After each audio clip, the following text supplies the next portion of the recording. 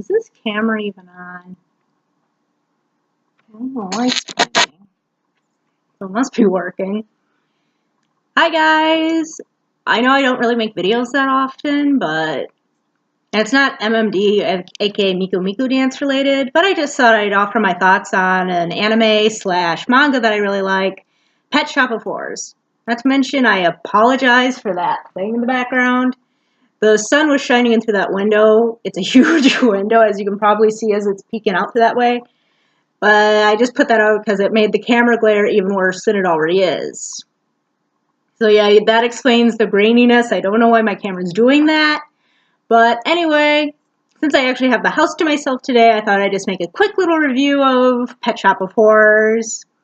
You know, just offer my thoughts. It's nothing fancy. I'm not going to be able to show any clips from the anime or show any pictures of the manga. And considering how YouTube has been about that copyright stuff, it probably wouldn't exactly be a good idea to add clips or pictures or do anything like that anyway.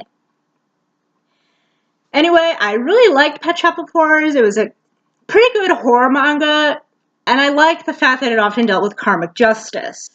As in, you know, good people got rewarded for good deeds, and bad people got, you know, punished for not following the instructions properly, or just being huge D-bags.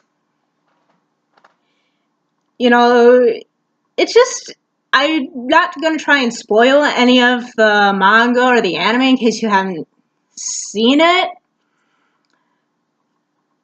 Then again, I probably am going to have to. So if you haven't read the manga or haven't seen the anime, I highly suggest that you go and read it / watch it, because I will in fact have to spoil a lot of said show / manga, because that's just how it kind of goes a lot of the time.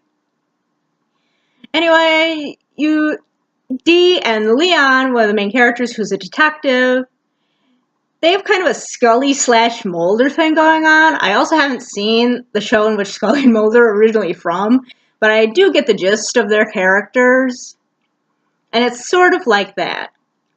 One of my personal favorite is the one with the Doberman, that story, because in the end, the girl not only is able to be saved by this, you know, Doberman dog that she gets from Dee's pet shop, and in the end, she was blind throughout the whole story, but then during the attack, she wishes she could see because she doesn't know what's going on with her dog, and she doesn't know what's happening. She doesn't know if her new friend's okay. She doesn't know if, you know, her dog is in trouble. Dog, as in the animals gain a human appearance a lot of the time. But in the end, she regains her sight and is able to look upon her savior, and it's a cool story. And the one with the rabbits, that crap was disturbing. I know I'm kind of jumping back and forth. This isn't scripted, so that explains that part. But I do enjoy talking about it. It is fun. And considering a lot of the stuff nowadays that is going on in the anime community, I do think that Pet Shop of Horrors is very relevant in that area, because let's just say that I'm leaning more towards, you know, Vic and Todd being innocent more than I do them being guilty, because this whole thing smells rotten. My friend, the Angelic Alchemist, also talks about this in her own video. I'll probably be linking her video in the description down below if you also want to check that part of what she's talking about out. So, yeah. She goes into more detail than I'm really willing to. But you do kind of wish this would kind of end in kind of a Pet Shop of Horrors way. As in, the good person is rewarded, you know, for their innocence, while the guilty party gets eaten by ravenous animals. That got dark quick. Back to the review of sorts, or just rambling, whatever you wish to call it. Dee's character is kind of confusing for me because he is kind of a jerk. Then again, Leon's a jerk too. Neither of these characters is very Leon's more morally sound than Dee is, but Dee also deals out karmic justice because, hey, if the person had just followed the stinking rules, nothing would have happened. But yeah, just follow the rules and nothing bad happens. It's them not following the proper procedures and rules that Dee told them to follow that ends in something bad happening. And it kind of sucks near the end of the manga. Well, the first manga, there were actually kind of two parts that dealt in different places. I do suggest that you read both mangas that came out that are based off Pet Shop of Horrors. It does feel like they were, though, trying to go off of the fame of the first Pet Shop of Horrors a little bit, since they kind of deal with, they're very similar stories, they just kind of continue on with a different character. They replaced Leon, which really kind of sucks. I mean, you could have done something else. I don't really think, do we see Leon again in the later manga? In the second manga? I don't know. But yeah, it just kind of stinks that they just chose to dump Leon off to the side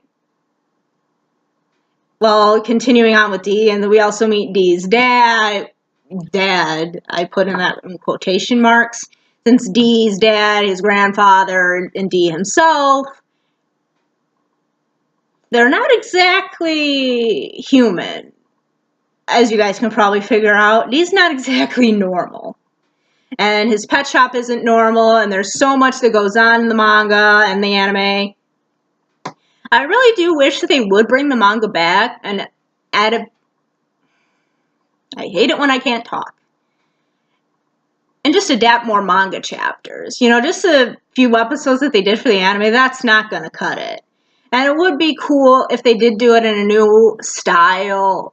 Even though the more old-fashioned grainy style was really cool for the anime, I will admit that. So many people say, it's too old-fashioned, it's too old-fashioned. Why did they do it like that? I felt it fit. And if they kind of bring that style back a little bit, make the animation better, but still kind of keep that kind of grainy look, I think that really would be cool for them to do. You know, just kind of bring a bit of old-fashioned back into an anime. Since, you know, the manga was made in 1995, which is my birth year. Maybe that explains a few things about myself, considering I like horror manga, gore, you know, scary stuff, ghost videos, things like that. I don't watch them, like, obsessively, but I do like them. And I'm more into drama-related role plays with my friends, you know, on DeviantArt. You know, I'm just more into more dark storylines. But yeah, I do like karmic-related stories where good people are rewarded and bad people are punished. Even though I know in the real world, you know, bad people / good people, it's more complicated than that. But at least in a manga or an anime, they can be a little bit more straightforward with it. Or at least in this manga, they were more straightforward with it. Because yes, everything is not always little shades of gray. Did I really quote that book? Do not read that book. That book is disgusting. I haven't really read it, but I've heard reviews of it and what it involves. And yeah, that's not a healthy relationship at all. But yeah, this is just basically me rambling more than talking about the manga and the anime of Pet Shop of Horrors. But I mean, Pet Shop of Horrors was a fun manga, and it was a cool anime, and I really wish it was longer than it was. It just kind of felt like it cut off. It didn't really go anywhere in the end. It told a few good stories, but it didn't really explain anything. It didn't do a lot of stuff. And I feel that it would be good to bring it back and tell more about it, you know, tell different interpretations, just a different, longer series would be good. With all these, they have so many slice of life anime, and that's not bad. It's just personally not my cup of tea, slice of life anime. I just kind of feel that they drag on a little bit. And I feel like they do kind of need to branch out. From what I've when I've ever searched horror manga, horror anime, there's not a whole bunch of horror-related anime. Or even drama-related, you know, it all seems to just be, oh, slice of life, you know, cute girls dancing around, panty shots, you know, stuff like that. You know, action-related, and with Pet Shop of Horrors, it goes kind of like that 0 to 60 sometimes, especially in the first episode of Pet Shop of Horrors in the anime with the rabbits. That goes from 0 to 60 pretty quickly.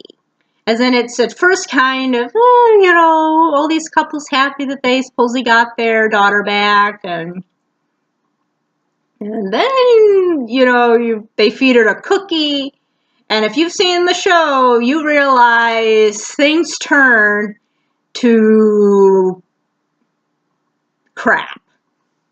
I'm also going to try and cut back on, I'm not going to do any swearing in the video because, again, I don't want to deal with any social justice warrior people who are like, you can't say that, you can't say that, and are trying to turn YouTube into Nickelodeon kids.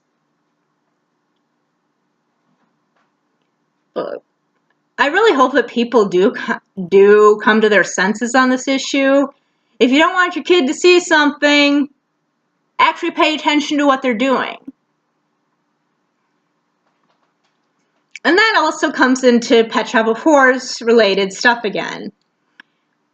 A lot of this bad stuff happens because people refuse to take responsibility for their own actions, and instead they choose to try and blame D when something goes wrong. Even though it's them who bought the product, and it's them who decided to break the rules, even when it was clearly laid out, you don't do that. Same thing applies to real life, when somebody instead refuses to blame somebody else when something bad happens, instead of taking responsibility for their own garbage. And the same thing with the two, you know, voice actors getting in trouble for supposedly doing something wrong.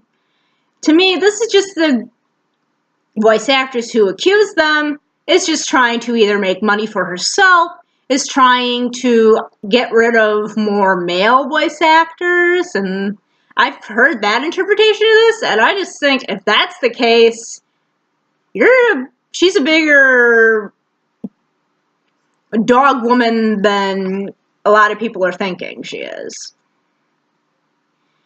If you don't like, she's probably just trying to go after two actors who have more voice credits than her, who are better known than her, and have done nicer stuff than her. Like, that's not their fault that you're not as famous as them. Like, maybe you should try and do more good deeds instead of trying to just gain fame by accusing them like every other dog woman out there is trying to do. That's just my thoughts on that part. Just a lot of this is just a lot of people trying to blame others for somebody else's garbage. So if you're kind of sick and tired of a slice of life anime, action anime, a typical anime or manga, I do suggest giving Pet Shop of Horrors a look. Give Pet Shop of Horrors a look. You might change your opinion on certain things. And it is, if you're a gore fan, horror fan, and even if you're not, I still suggest it because it's not really horror. I mean, there's no spooks flying around, demons, zombies, things like that. It's just dealing with more or less a moral agenda, you know, morals and what somebody's going to do in order to get what they want. Are they going to do it for the right reason? Or are they doing it for a wrong reason? Just like the weight loss, like there was a chapter of the manga where people were trying to lose weight. The people who did it for the right reasons got more out of it, while the person who was doing it for a wrong reason got punished. And that's basically the gist of Pet Shop of Horrors, most of the stories. Some are a little bit different than that, especially as the manga goes on a little bit longer. It delves more into Dee's past and things that happened with him and Leon's past and things like that. So if you haven't seen it, I do suggest giving it a look. And if you have, I suggest giving it a reread. You might find something else interesting in it. And I do suggest that And I do want them to bring it back, so I don't know if there's a way you can, like, make a poll of animes that people want brought back. But I do suggest Pet Shop of Horrors be at the top of the list. Because a lot of anime that are coming out nowadays are pretty bland and boring and pretty generic.